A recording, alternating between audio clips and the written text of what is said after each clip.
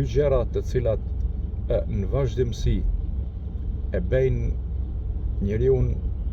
që ta kuptoj çdo herë se është kalimtar dhe ta kuptoj realitetin e kësaj bote, janë ato dyja të cilat i ka përmend dhe në ka porositur i dërguari Allahut Muhammedi alayhi salatu wasalam, ku thot: vizitone të sëmurin dhe përcillni të vdekurit në varr, përcillni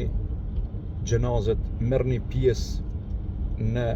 varrime, merrni pjesë në faljen e namazit të xhenazës. Dhe kjo, thot pejgamberi alayhi salatu wasalam, ua kujton botën e ardhshme, ua kujton ahiretin. Na kujton se nuk jemi të përhershëm këtë botë. Padyshim, në momentin kur ulemi pranë të sëmurit dhe e shohim se smundjet janë të ndryshme, nuk janë të një lloji, po janë të llojeve të ndryshme, dhe e shohim se dëshira më e madhe e tyre është që shërohen, e nga aty secili prej ne e kupton se askush nuk është i përkryer në këtë botë dhe gjithë ne kemi nevojë për Allahun e madhruar, dhe se njeriu pavarësisht sado që i rri gati vetes, ai nuk është i sigurt se nuk do të smuret një ditë. Dhe natyrisht edhe smundjen kur e pret formën e duhur, ka shpërblim të Allahu, sepse çdo gjë ndodh me lejen e Allahut të madhruar. Po ashtu përcjellja e të vdekurve në varr, përcjellja e të dashurve ton dhe lutja për ta është ajo që neve na kujton botën e ardhshme,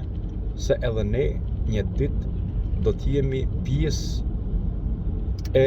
atij momenti, pjesë e atij çasti, pjesë e largimit nga kjo botë, dhe bën që ne të jemi shumë më të kujdesshëm në veprimet tona, bën që të jemi shumë të kujdesshëm në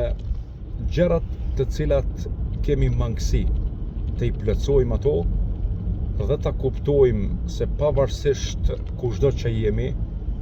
dhe kado që shkojmë dhe çfarëdo pozite që kemi në këtë botë, një ditë do të largohemi dhe me lejen e Allahut do të ringjallemi dhe do të japim llogari. Allahu na mundsoft që t'jem prej atyre të tillëve që edhe i vizitojmë të sëmurit dhe nuk i harrojmë ata nga lutjet, dhe nëse kanë nevojë nga gjërat cilat mund t'ju ndihmojmë, edhe t'jemi prej atyre që i përcjellim të dashurit ton, të vdekurit ton, dhe lutemi për ta që Allahu të i falë dhe të i mëshiroj, dhe të njëjtën kohë e përkujtojmë vetveten dhe ja kujtojmë vetvetes se një ditë do të jemi pjesë e këtij momenti,